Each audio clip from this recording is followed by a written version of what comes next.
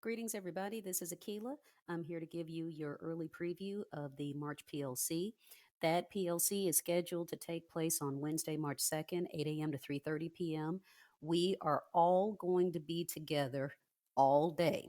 I got to make that very clear. If you haven't looked at the calendar or if you haven't looked at ePortal, all grade levels pre-K through 12 are going to be together for this March PLC. We're going to be in the big room at the Staff Development Center. And if you take a look at this link, the shared folder for March 2016 is including all of the materials. And I'll keep dumping stuff in there, all of the materials and different things that we're going to talk about during that PLC. So, probably piqued your curiosity already as to why we need a full day's meeting because it's going to be quite a packed agenda. So, let me tell you what we're talking about. First thing, we wanted to address any concerns and questions that you've had about brain pop. There has been a flood of questions that have come in through email and phone calls over the past 2 weeks, partially in response to changes with the access, the administrator access of BrainPop, and also to the fact that some of you already know that Erin McFeeters, who is normally our point person with online programs, she is leaving. By the time we have this meeting on March 2nd, she would have already packed up and moved to Chicago to start a new job. So, what we're trying to do is to be proactive in the interim until her replacement is named. So what I've done is asked the certified brain pop educators that are within the iTech group to step up and provide some resources that everybody will be able to take advantage of. There's going to be a little bit of hands-on that we'll be able to do during the meeting, but they are also going to create a Schoology course. You will have some online documentation that both you and your teachers can take care of and pretty much train yourself on all the new components within BrainPop. So, with all your concerns and a lot of anxiety about what's happening with BrainPop, if you could just hold off until we get together for that PLC, then hopefully we'll be able to address all of those concerns at the same time. We also are going to have a visit from the mobile device team. Dwayne and Frank and Megan are going to be coming by to let us know that the enrollment process for Apple devices has changed again. And they think that it's going to be some information that you'll like. So if you haven't had a chance to visit with them, that's okay because they're going to be on hand to give us an overview of how some extra steps have been eliminated and some other things are going to be a little bit easier to use those as shared devices. So be ready. You will not have to bring any of your Apple devices with you. They're going to provide a demo and then some resources for you to be able to play with when you get back to your campus. So just be ready for that. It's actually good news, so don't worry. Another guest speaker that's going to join us is Roxanne Glazer from Life Size. Life Size is it's actually a two-component project. This is a part of a distance learning project that is primarily serving the students at AEC, the Aldine Education Center.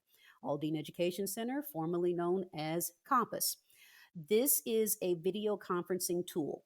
And what you see here in this picture is the hardware that is going to be delivered to about 17 campuses.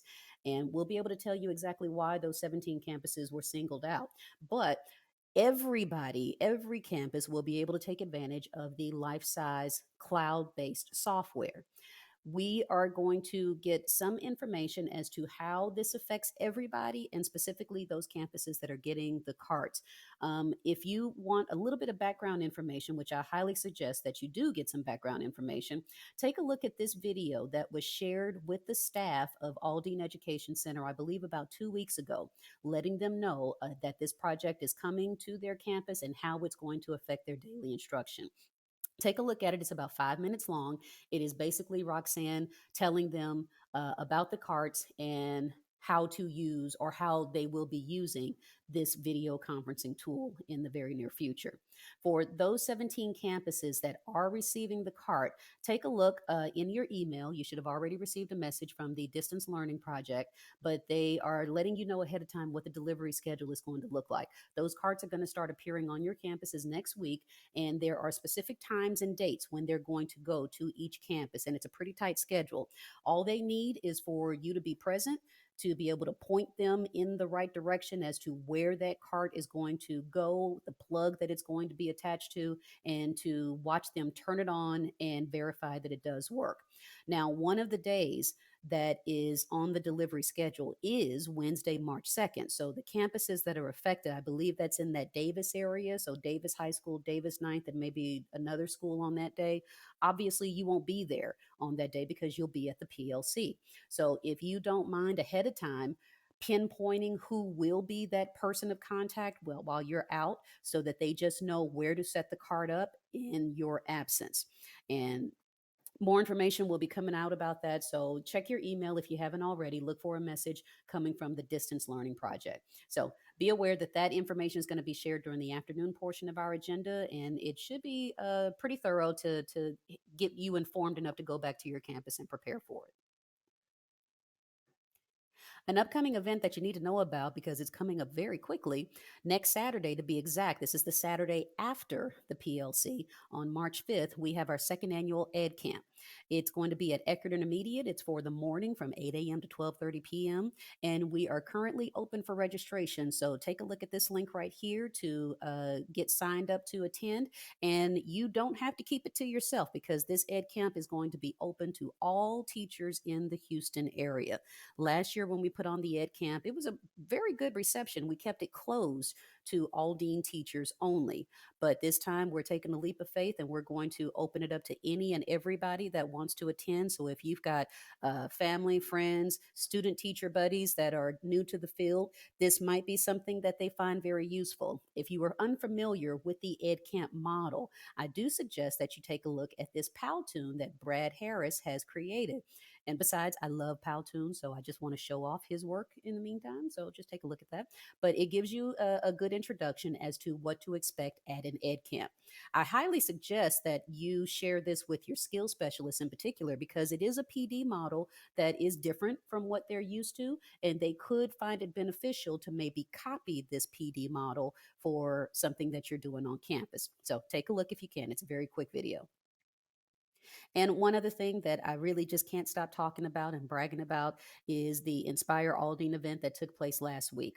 If you were unable to attend, or if maybe you were living under a rock and didn't even know that it happened, Inspire Aldine was our version of a TED Talk.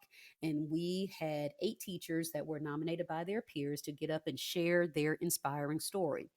It probably, as far as tech is concerned, this was probably a very low tech event, so to speak, because we weren't up there presenting tech tools and tech toys like we normally do. This was truly just a chance for those teachers to get up in the spotlight and share their very personal stories. It was fantastic. And with the people that were in attendance, which we had a fantastic turnout, especially amongst our cabinet members and our superintendents, they were really moved by what these teachers shared. There wasn't a dry eye in the house at some points.